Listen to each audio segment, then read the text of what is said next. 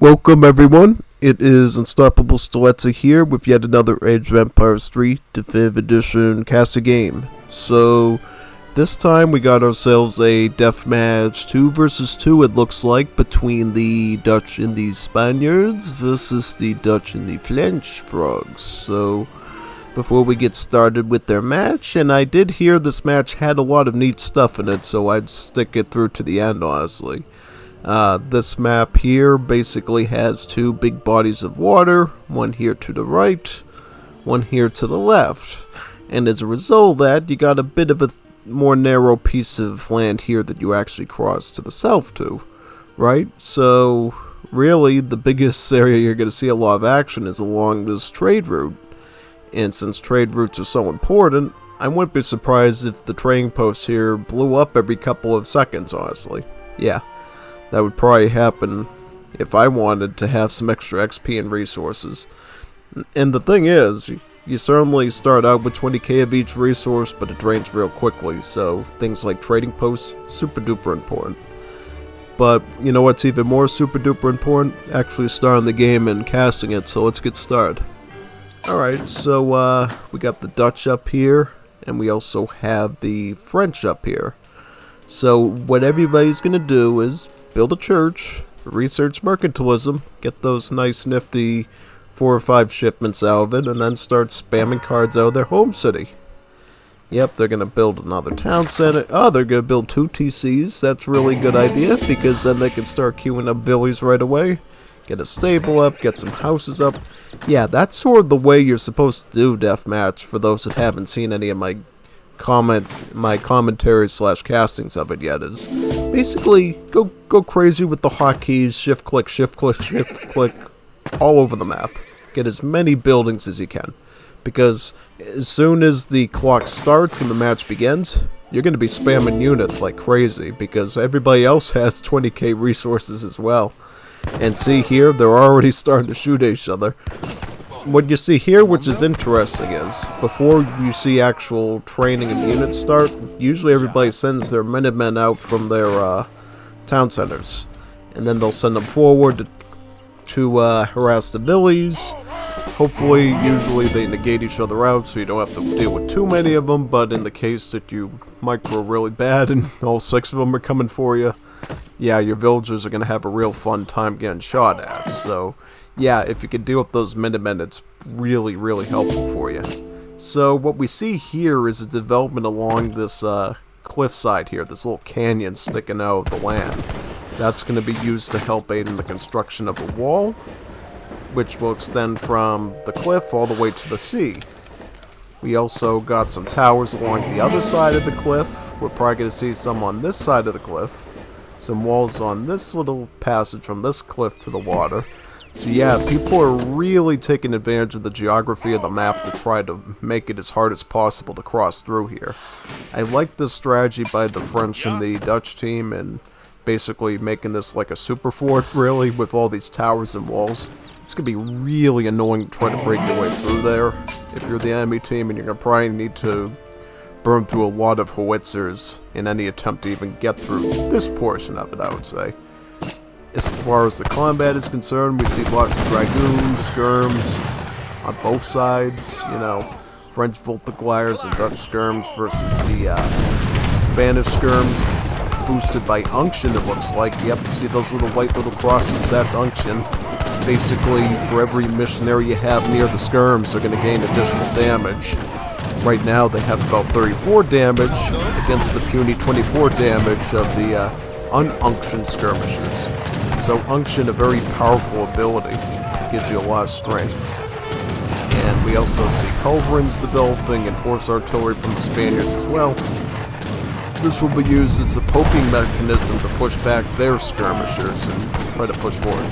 Now, this is the annoying thing whenever I use missionaries. I wish there was a way we could tell them to stay put, just like we can with infantry or cav, so they wouldn't try to run into the front lines and get sniped by their skirmishers. Then you have to go back to your church and train more of them, which isn't fun, you know? Kind of wish the missionaries would, you know, try to be more religious, you know, with their books. Not trying to run into the front lines and have their donkeys stomping on the enemies, because Well, it seems like a good idea. Not when you have 20,000 rifles waiting for you there. I wouldn't do that. And they shouldn't want to do that either. Because it messes up the whole strategy. Now, I like here how we're seeing the movement back and forth of both sides of their skirms. Trying to take as little casualties as possible, and then whenever they can get a shot in with the horse gun, they definitely take it. But at the same time, you can't go too deep with the horse artillery, because then you got culverins popping in. And it's a big, giant game of chicken to see who pushes whose cannons first, and if you can possibly use your culverins to snipe their cannons. And the thing is, artillery, one of the most expensive units you're probably going to be training in one of these death matches, so you really don't want to be losing them. You get a bit of a buffer at the start of how many cannons you can spam, but once that 20k resource is up, you need to replenish that with your own villagers and banks and whatever else you get. We got a Dutch on each team, so the coin economy for both teams is probably going to be reasonable, even before they reach max villager pop, just because of those banks. And then of course factories, which everybody gets in Europe, which everybody is, so that shouldn't be too much of an issue there. Looks like the Spanish and, what's that, Pink Dutch team that seems to be doing pretty good here. They seem to be plowing ahead. Seeing the skirms go forward. I like how the culverins are kind of creeping up on the side here, so if this team here had any idea of sneaking the horse artillery in to push back the skirms, they really can't do that because skulls take one shot, boom, boom, down. I like the... How many lances did they make? I saw one, like, lancer in front. Seems to have been taken out, though. I mean, the thing is, in this situation, I don't think lancers are going to be really good, or any hand units, because it's a choke point, basically, so you can group the units up like sardines and pack them in such a way that it's really hard to hit them and surround them.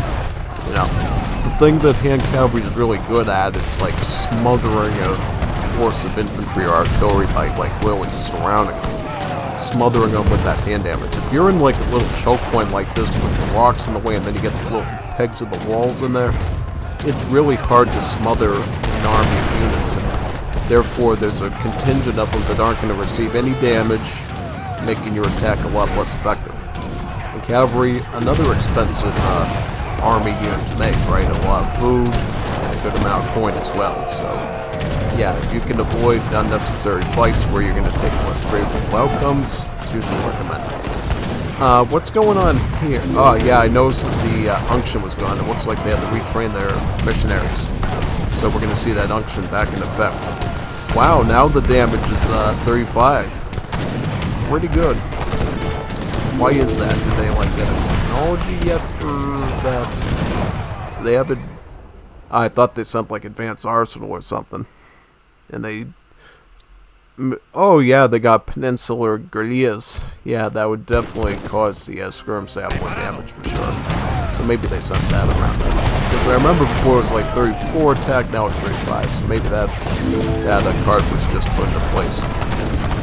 So this is interesting. We see Lancers taking up the front charge. Unfortunately, meeting their end to the Reiters, you know, the very spammable one-pot Dragoons that the Dutch unfortunately have. Then we see missionaries taking the front because, you know, like I said, the missionaries don't know that they're missionaries and they're supposed to be doing religious healing stuff. They think they're actually decent warriors, you know, when they take the front lines. It might be a decent meat shield, but when it comes to keeping up the attack on the rest of the units, it's kind of annoying to have to keep praying them out of your church, you know. Definitely. Now, looks like position-wise, Spain and Dutch are just trying to slowly crawl their way in here, trying to get towards those towers. Now, they're going to have to get these two howitzers working on these outposts here if they hope to have an easy time getting in. Oh, now, this is interesting here. Wait a minute. What's going on? Alright, so, you see halberdiers from the Royal Decree technology being used to attack the wall. These Royal Halberdiers. That's kind of an interesting one. I have never seen the Royal Decree Spanish text sent during a deathmatch before. Well, I think I've probably seen situations where, of course, that HP boosts have been applied, but never have I seen the halberdiers being sent out from that. And the cool thing about using these on the flank is they do a lot of siege damage, and then if you do send like a bit of a defensive force to engage with them, they can wipe out cav. They can even deal with infantry in the sufficient numbers.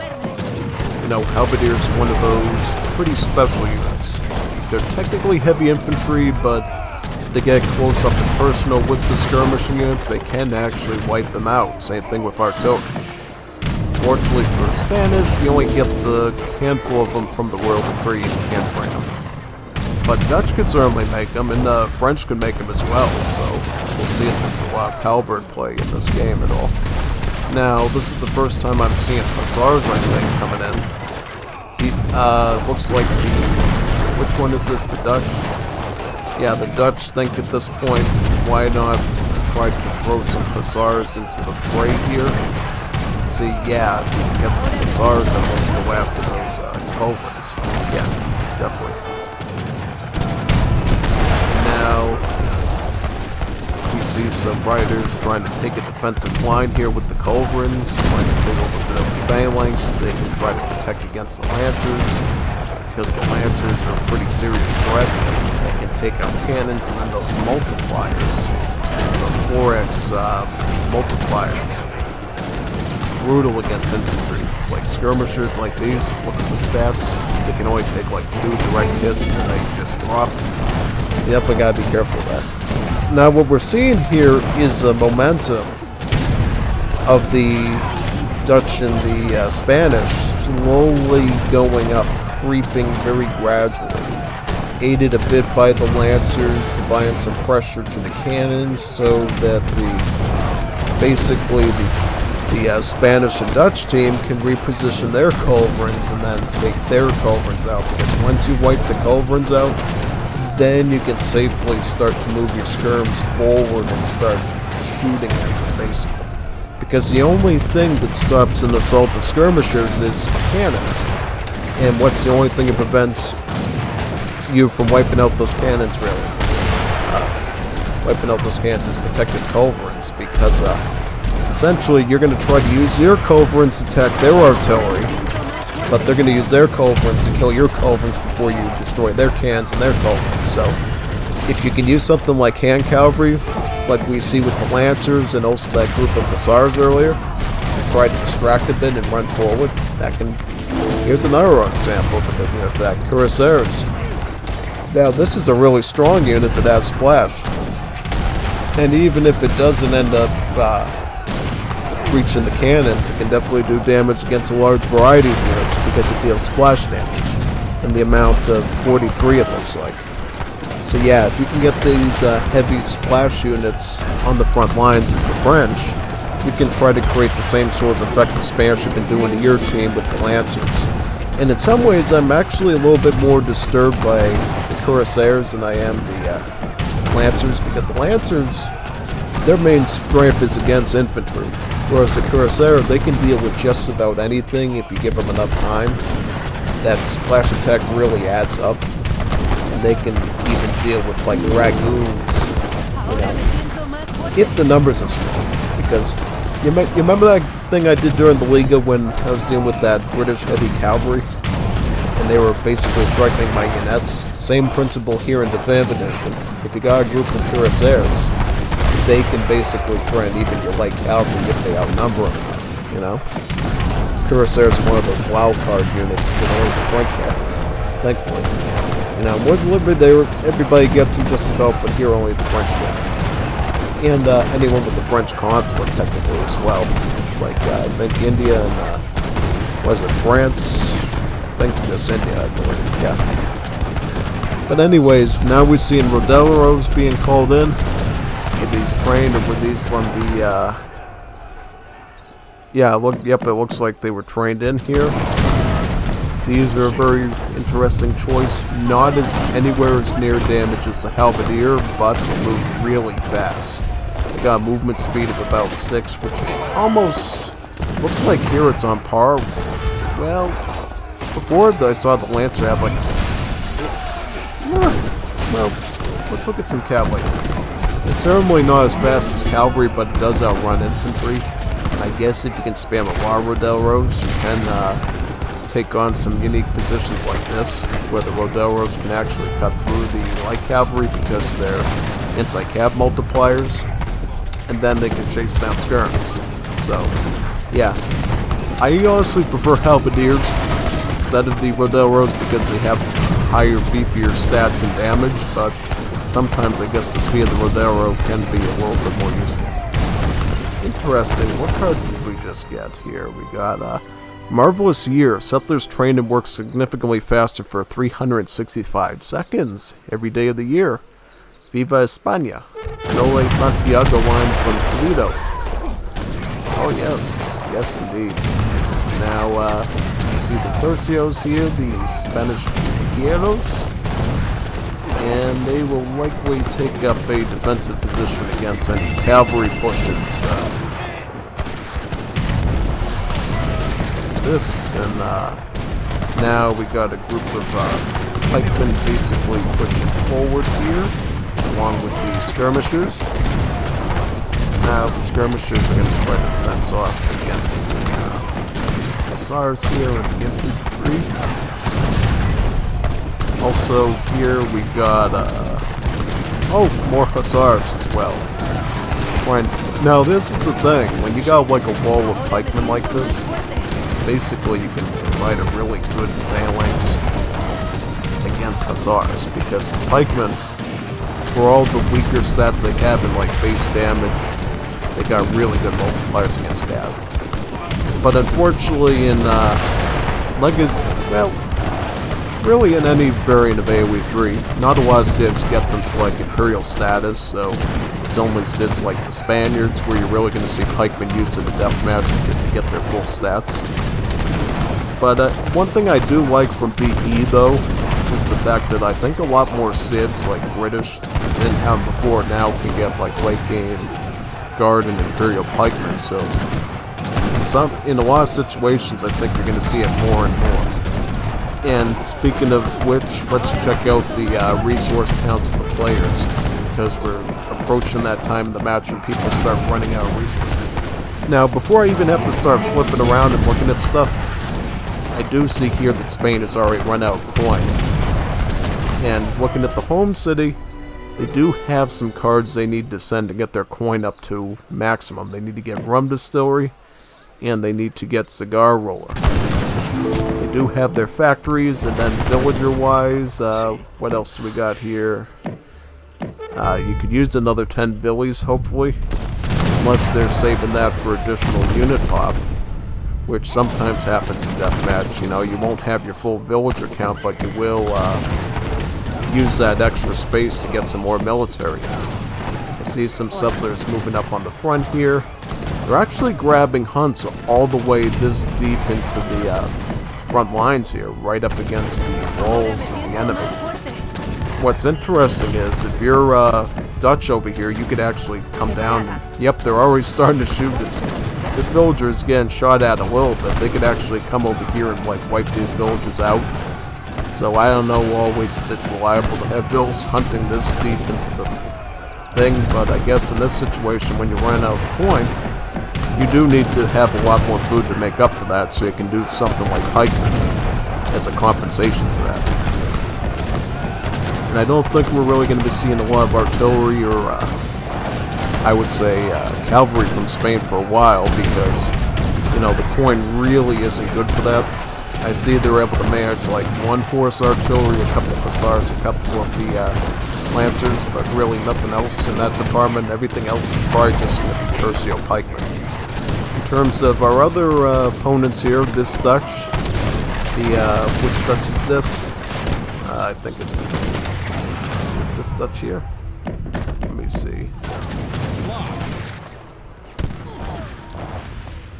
Yep, this Dutch here, basically, they are doing really well in coin because they have access to, you know, banks. Those wonderful coin trickling buildings that the Dutch have. So, really in any deathmatch, you rarely ever see Dutch struggling with coin as long as they're keeping their villager queues up. And it looks like here, in terms of merchant pop, yep, they got the maximum 60 merchants available. So, economically, they've really gotten everything except the tulip speculation done. Once they got that, they really should never have any coin issues at all for this whole match. And they should be able to help the Spaniards out quite a bit and beefing up with lots of skirms and other units. And of course with Dutch as well, you could always spam in mercenaries too, because you got so much coin, or cannons. Because, you know, cannons have a lot of coin in the form of 400, 500 cost to it. So yeah, when you have a big surplus like that, having that much money in your backing is really good. But on the other side, let's see how the other side's doing. French, well, not a lot of food, coin, certainly less than the Dutch by a lot. Wood is doing okay. How about the other guy? Now, this is a little bit concerning. We see that the pink Dutch has a lot of money. Now, this red Dutch has like no money. How is their Vil numbers doing here? Let me see. So 60 villagers, missing a lot of economic technologies. Refrigeration, textile mill, cigar roller, rum distillery. You need to get a lot of like those cards in, man, if you're going to keep up with this other powerhouse in Dutch. And eventually it's going to wear down on you to the point that they're going to be able to keep pushing on you if you're trying to find the gaps. You're basically having gaps in your army trying to resupply, you know. The thing about Deathmatch is you need to constantly keep resupplying the front lines and keep pushing while resupplying. If you're running out of resources like you are with... And see, he realizes that. That's why he's getting the textile mill now for the estates. To get the coin rate up. If you basically can't resupply, you're going to get pushed back by their artillery and their infantry. And we do certainly see a lot of artillery from both, especially the Dutch here, because they have the coin before that artillery.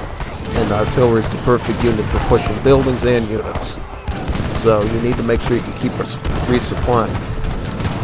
And I honestly don't see here the French ally doing really well either, so it's not like they can swing you a lot. Because of that, I think eventually we're going to see the gradual full push in the Spanish and the pink Dutch ahead, basically. And from the looks of it, I think the next job they're probably going to have to do is they're going to have to move this direction, and they're going to have to start branching out a bit. Now, this is interesting. What's going on with this Ford wagon right here? Where's that going to get plopped down? Is that going to go... Oh, yeah, they're going to put it back near the mill here. Because this is really the last straw before you get into the French economy where the mills are located. The only thing you're going to probably be praying for is that the fort actually gets finished and we don't see any sort of like mortars or anything move in that direction. Because it's a lot easier to take down the fort while it's being constructed than after. So we'll have to see how long this fort can last up here. Now, one thing I see it's... Well, looks like Dutch again a bit cornered here. We see the Hussars from the Dutch coming over here. The French Dragoons coming from the north here with some skirms. So again a bit cornered. Time for the Spaniards to come over here with their Lancers and try to alleviate the pressure right now. At the same time... Oh wow, look at that. Look at that tower doing some work. Took out about 2 horse artillery. That's pretty good. Pretty good. And now, basically, we're gonna have to see. Well, now we're gonna have horse artillery. Yeah, I don't know about this fort because I feel like now you're in a position where you're not in really good shape to defend it right now. Oh, wait a second, we got culverins. That could probably help. But, oh no, the riders can go right down, bro. Like, one and done, you know. Take that whole entire swarm of them and just keep targeting them at one can at a time. And then just draw your cans up and start pushing. I kind of like, though, how the French were able to set up sort of a choke point with the barracks, the foundry. They're going to try to mix the towers in. They might be able to hold that for quite a while, and they're even going to be able to put a fort on their allies' side to help them out. That's going to be a good last-ditch effort to keep any serious push from occurring. Oh, interesting. This Pink Dutch is also using their home city shipments to ship in additional mortars. So they don't even have to really spend a lot of their wood and coin to get that siege going, because they're using the home city as sort of a catalyst to keep those artillery units coming in additionally. And on this side, we see the Spanish. Oh, wait a second, Walloon Guards. So that's the other Royal Decree unit, right? The Fusiliers. Yeah, pretty strong unit. You can see here, 91 attack. Normally its stats are pretty high, but when you add the unction effect from the missionaries, the stats of that are going to be really good, generally speaking. And gotta definitely pay attention to this side, because I think this is the make or break here. If this fort falls, French falls, you know, they basically become the enemy frog legs at that point. Get completely eaten, you know. So they definitely need to hold on to this thing. Musketeers. Well, I think that's what the Hussars looks like. And they're pretty decent against the riders as well, as long as you can keep a mass of them. Yeah, combine them with the skirms, and I think you're good for now. Additional dragoons. They got orders right here, though, coming from the home city, and I can imagine they're sending more. Now, this is something I saw earlier and I'm seeing now. Another thing that the Dutch are doing really well is they're taking advantage of the native shipments. Those infinite native shipments, because remember, natives, they don't cost population, so you can add that stack on top of your regular army if you want to. So in addition to all these wonderful skirms and dragoons in your massing, you can send out an even additional anti-infantry tool in the Carib blowgunners. And their multipliers are actually anti-infantry as a whole, with an even additional multiplier against the light infantry here. So yeah, these are looking really go. And this extra anti-skirmisher multiplier here, I think is from the...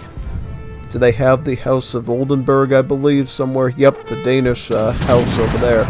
They have a nice little technology there that helps turn all your skirms into slight anti-skirms, giving them a bit of anti-skirmisher multipliers, which is pretty good, you know.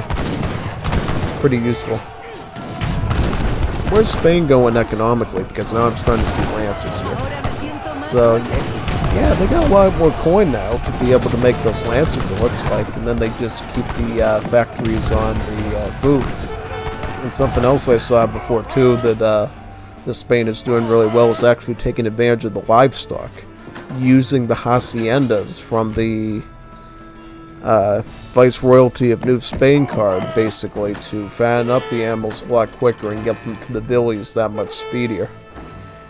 It reminds me of sort of like Toledo, Spain, and Wars of Liberty, because he used to always make those vacas, those cows, and that's why he always had food for like pikemen, matadores, all that, because he was taking advantage of the herdables. And the fact that this Spain is also taking advantage of the herdables through the haciendas is even a bigger expansion of that idea, and allows them to keep making cavalry, and allows more and more of their settlers to focus on the coin aspect of the cavalry. Yeah, they gotta focus on this fort. That's a good point. Because until you take this fort down, you're gonna constantly be trying to fight both. Oh, wait a second. We actually see riders going on the raid over here, deep into the estates of the French. This is gonna basically send them into a tailspin in the confusion, and it's gonna take the army away from the front lines. If only you had some mortars here right now, you could actually start to shell them right here in this second, and maybe get that fort out. Yeah, that would be pretty good for you right now.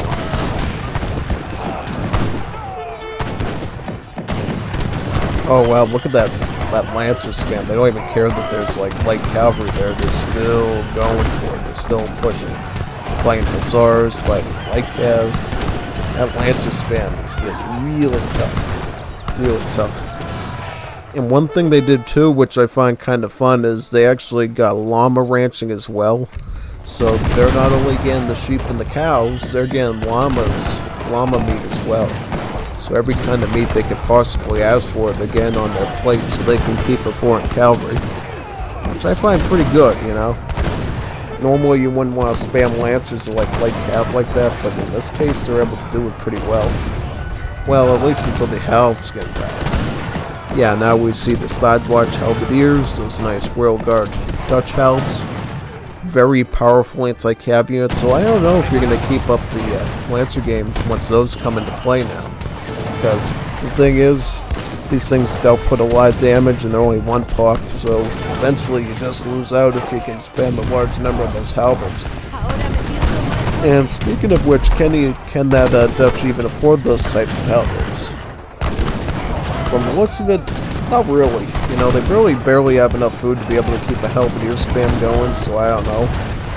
Also, they actually can't afford to have both the factories on food, which means, you know, they're not going to have enough resources to make that phalanx of polearms that I was talking about, which is going to make the Lancers a more and more pressing issue. How's this fort is still standing. We're still standing, but now we're seeing probably its demise of these borders, I would say. And I think once that fort is done, they are done. Because once that fort is done, now the fighting goes to the economy, and you don't really have a lot of room because of all these railroad tracks and trees and stuff to put down additional agriculture. Yeah, they know, yep, the fort has gone down and the French have resigned because they know now their frontline agriculture is threatened and they don't have a lot of space to make new in the back. So yeah, that looks like the end of that for them, and it comes down to if they can make this Red Dutch resign. Yeah, they did. GG, good work. That was wonderful. You know, when I heard of how wonderful this match was going to be, when I actually got screenshots of the victory in the chat and stuff, I was like, yeah, I definitely want to do this one first before I do some of the other recordings that I was given. And boy, glad that I did. This was really good. Really good. And now we're going to do the post-game, look at some of the numbers. Yeah, this Pink Dutch, they looked like a powerhouse economic. Look at this coin number right here. This was big. This was big. And surprisingly, this Red Dutch wasn't too far behind. Spaniards were a little bit better though. Spain had the most food because of all that meat they were eating. You know, they weren't trying to eat lettuce and tomatoes. They were eating hamburgers and you know, lamb chops basically. So they were eating well, and that was able to propel all that pike and cavalry spamming. And then for Frenchy had the least resources, and I could definitely tell that when I kept checking back on him. In terms of military, Pink Dutch doing really well because of the number of units they were able to output, as well as their ability to keep the artillery going. The Red Dutch had a lot less success, it looks like. I don't know why exactly, but I think it's because of how well the Spanish were helping the Dutch out with their unction units. And yeah, I mean, you see right here, unction got a lot of kills, but surprisingly the French got even more kills with, you know, some of their units than the unction did, which, you know, I found pretty surprising, honestly. Obviously, the Spain and Dutch team has the most raises because they were, like, propelling all the way across the map, whereas the other team was totally on the defensive. I hope you thought that game was as good as, you know, I was told it was going to be, and I definitely think it was, so definitely keep this one in mind. I'm going to be doing more of these, so check those ones out as well. Let's see if these matches keep pushing the envelope in terms of the gameplay. And if I can keep pushing the envelope in my commentary of that gameplay. So, yeah, thanks for coming. See you on the next one. Signing off now.